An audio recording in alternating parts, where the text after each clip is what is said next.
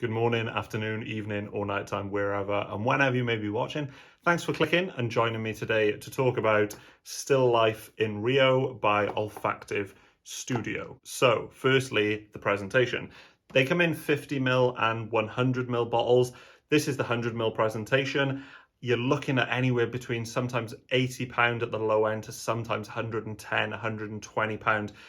You can find it on discounters, sometimes on eBay and things like this.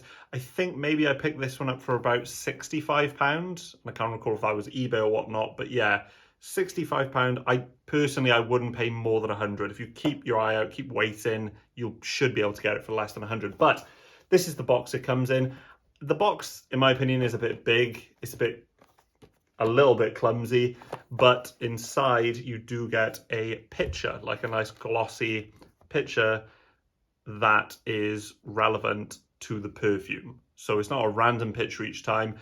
Each different perfume will come with a specific picture. In this case, it is a man looking over like a balcony in, I assume, Rio de Janeiro or maybe just Brazil, because this fragrance is called Still Life in Rio, which I assume is that Rio de Janeiro in Brazil. I could be wrong, but that's what I'm assuming. And there is the 100ml bottle. I do quite like the bottles. It's got this sort of like weird, almost ripple effect on the back. And then the top has I think it's just plastic, but it's got this kind of pearl looking gem, which may differ from perfume to perfume. And then the sprayer is good. It's a pressurized sprayer. Very good. Moving on to the most important part, the smell. I have actually owned this for over a year, I think now. As you can see, I haven't used much. It's not because it's bad, it's just because I got a lot of bottles of perfume and this one happened to find its way to the bottom of a box and I kind of forgot about it.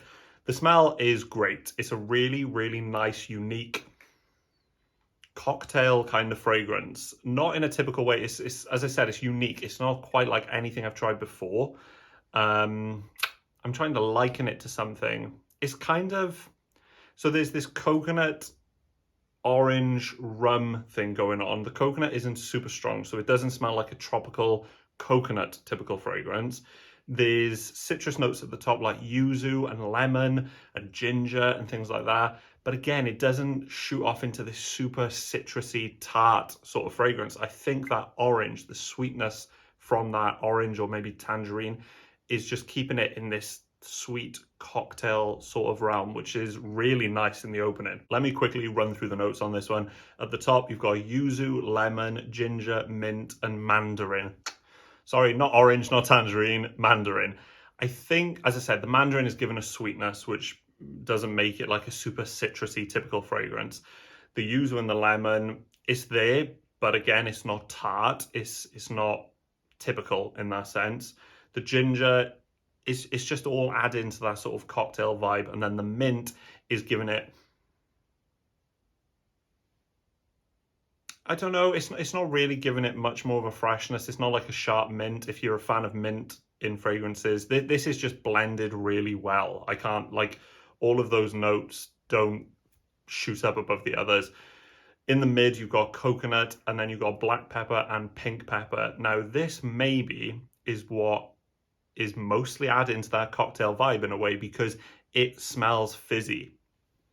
There's something about it that just smells a bit effervescent. It's a bit similar to Remarkable People by Etat Libre d'Orange that has that sort of fizzy champagne thing going on. But yeah, the pepper doesn't smell peppery. I think it just adds some sort of fizziness, some sort of like punch that adds to the cocktail vibe. And then in the base, rum, leather, copaiba balm, if that's how you say it. They just add to that slight warmth, slight more alcoholic part of the cocktail. You know what I mean? Sometimes you can get fragrances that smell like a cocktail without the alcohol. This one, it does smell, I've said it a few times, like a cocktail. It has that rum element. It's not like boozy. It's just like a really well blended cocktail. Finally, to talk about the longevity and how I find the scent. I've had it on this hand now for a good few hours, and I did test it yesterday as well.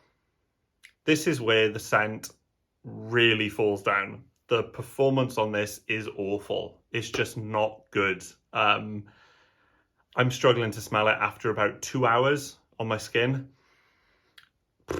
It's just bad. It's an eau de parfum. I don't know. It must be because of the notes that they're using. It just doesn't stick around.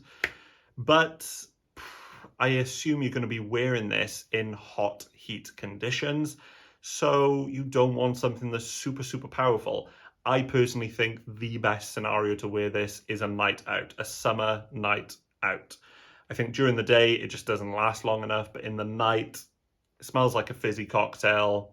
Smells sweet, smells slightly like minty, citrusy, slightly rum, coconut, but not overbearing coconut. This not, because the coconut is kind of a love-hate for a lot of people. I don't think you're going to have a problem. If you don't like coconut, it's still worth a try.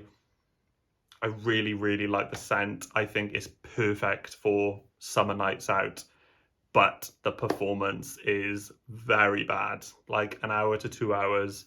And I'm struggling to smell it. If you guys have tried this one or any others by Olfactive Studio, let me know in the comments below how you find them. See you on the next video. Peace.